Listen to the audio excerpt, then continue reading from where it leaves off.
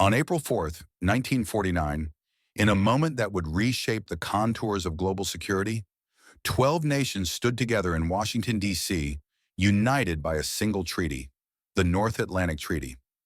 Born from the ashes of World War II and the escalating tensions of the early Cold War, this alliance marked a decisive shift, ushering in an era of collective defense and multilateral cooperation. Today, more than 75 years later, the principles forged on that spring day continue to guide NATO's evolution in an increasingly complex world. By 1948, Europe lay in ruins. The triumph over Nazism had given way to mounting friction between former allies. In Germany, the Western occupation zones sought economic recovery, while Moscow viewed such moves with suspicion. When Western authorities announced a currency reform, Soviet hardliners responded with the Berlin blockade, severing all surface routes into West Berlin and imperiling over 2 million civilians. For nearly 11 months, the Berlin airlift carried vital food and fuel into the city, an audacious demonstration of Western resolve and logistical prowess. Yet the crisis also exposed a stark reality. Bilateral agreements and ad hoc operations were insufficient against a determined adversary. Western leaders concluded that only a formal, treaty-based alliance could deter further Soviet pressure. In his January 1949 State of the Union address, President Harry S. Truman cast the emerging struggle as one between democracy and totalitarianism. He proposed a defensive alliance in the North Atlantic, binding the United States and its European partners to mutual assistance in the event of attack. This marked a radical departure from America's interwar isolationism and signaled a belief that U.S. security was inseparable from European stability.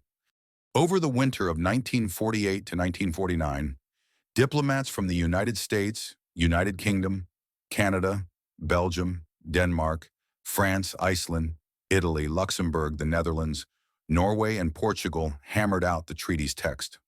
They balanced U.S. calls for integrated military planning against Europe's insistence on preserving national sovereignty. The result, a document centered on three pillars: collective defense, political consultation, and the promotion of democratic values. On Monday, April 4th, 1949, in the historic Navy Department Auditorium, 12 foreign ministers placed their signatures on the North Atlantic Treaty.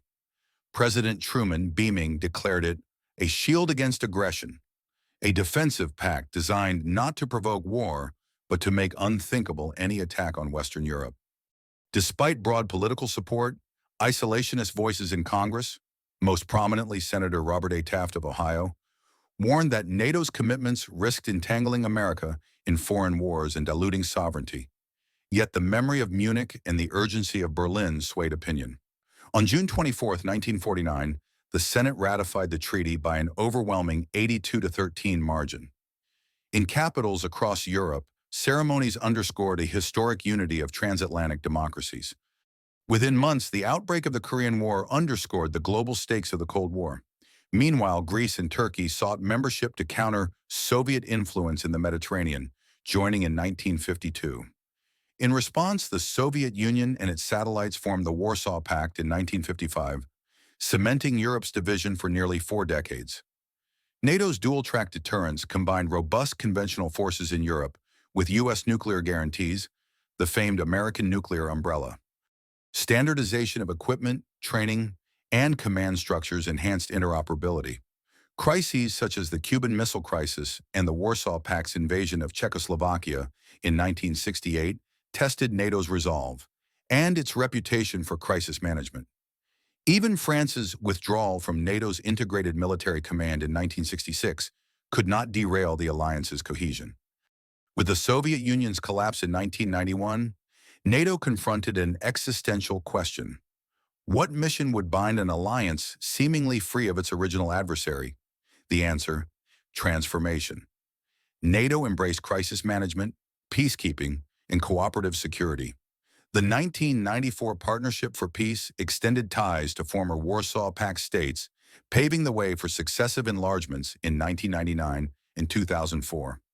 Out-of-area operations in Bosnia, Kosovo, and Afghanistan showcased NATO's willingness to project stability beyond Europe's borders. though not without debate over mission scope and burden sharing. Institutional adaptations, such as the NATO response force, reflected lessons learned and the need for agility in complex environments. As NATO enters its eighth decade, the security landscape has grown ever more intricate. Russia's annexation of Crimea in 2014 and the full-scale invasion of Ukraine in 2022 have revitalized the alliance's core mission, territorial defense. Simultaneously, threats in cyberspace, space, and the electromagnetic domain demand new strategies. Hybrid warfare, disinformation campaigns, and unmanned systems blur the lines between peace and conflict. April 4, 1949, marked more than the creation of a military alliance. It inaugurated a community committed to democracy, rule of law, and collective defense. Over 75 years, NATO has demonstrated a remarkable capacity to adapt, from Cold War deterrence to peacekeeping, and now to multispectral defense.